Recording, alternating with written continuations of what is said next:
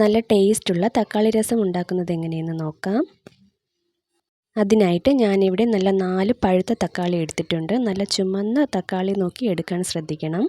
7 വലിയ വെളുത്തുള്ളി എടുത്തിട്ടുണ്ട്. ചെറുതാണെങ്കിൽ കുറച്ചുകൂടി എടുക്കാം.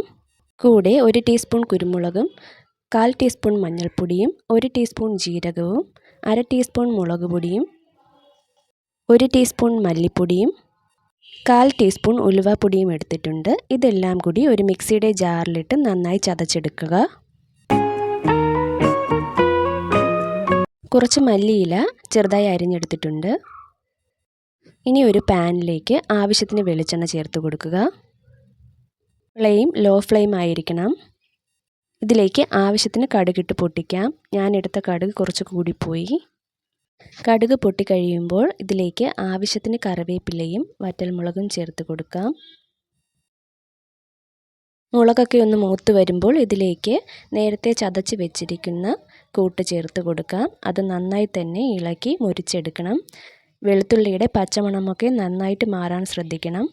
ഇല്ലെങ്കിൽ രസത്തിനൊരു പച്ച ചുവയുണ്ടാകും വെളുത്തുള്ളിയുടെ. പൊടിയും നല്ല രീതിയിൽ തന്നെ മൂത്ത് വരണം. വേണമെന്നുണ്ടെങ്കിൽ കുറച്ച് വെളിച്ചെണ്ണ കൂടി ചേർത്ത് കൊടുക്കാം. കരിയാതിരിക്കാൻ ശ്രദ്ധിക്കുക. കൂടെ ഇളക്കിക്കൊണ്ടിരിക്കുക.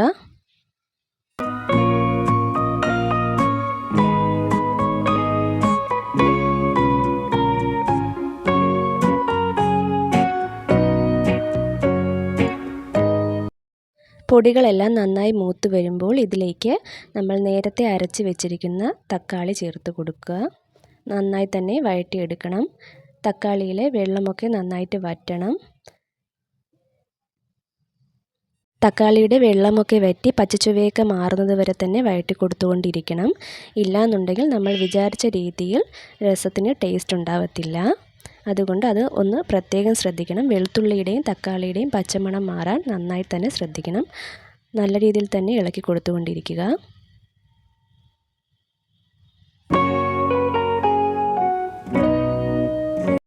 ഇത്രയും മതിയാകും. ഇനി ഇതിലേക്ക് ആവശ്യത്തിന് കായപ്പൊടി കൂടി ചേർത്ത് കൊടുക്കാം. കായപ്പൊടി കൂടി ചേർത്ത് ഒന്ന് ഇളക്കി കൊടുക്കുക. കായപ്പൊടി കൂടരുത്. കൂടിയാൽ കയ്പ്പുണ്ടാകും.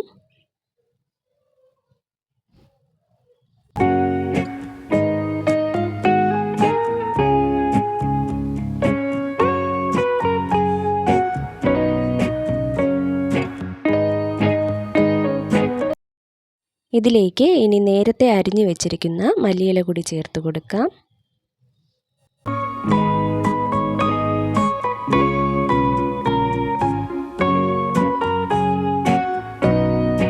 ഇനി മിക്സിയുടെ ജാറിലേക്ക് ആവശ്യത്തിന് വെള്ളമെടുത്ത് അത് കൂടി ചേർത്ത് കൊടുക്കാം.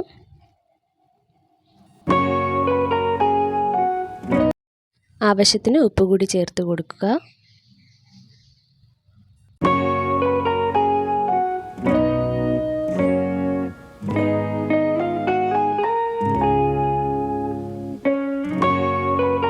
എത്രത്തോളം വെള്ളം വേണമോ അത്രത്തോളം വെള്ളം കൂടി ചേർത്ത് കൊടുക്കാം.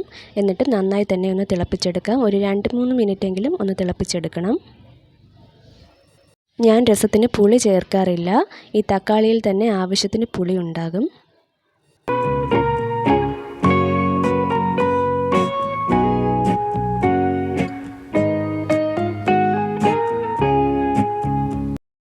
ആദ്യമൊക്കെ രസമുണ്ടാക്കുമ്പോൾ എനിക്ക് ശരിയായി കിട്ടത്തില്ലായിരുന്നു. പിന്നെ ഇതുപോലെ ഞാനൊന്ന് ചെയ്ത് നോക്കിയപ്പോൾ കറക്റ്റായിട്ട് തന്നെ കിട്ടുന്നുണ്ടായിരുന്നു.